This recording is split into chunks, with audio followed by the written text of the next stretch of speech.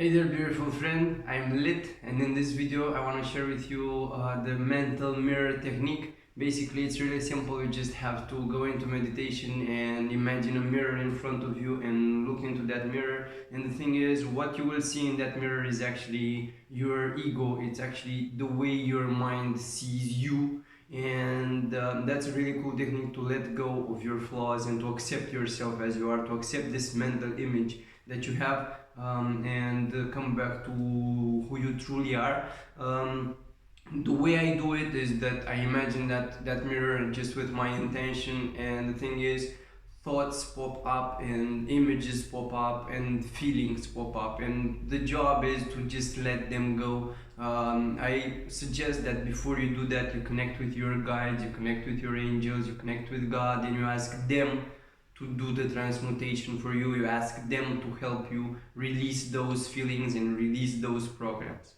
Yeah, so that was it. Thank you very much for watching this video. Hit the subscribe button for more videos like this, and I hope you have an amazing day, and I love you.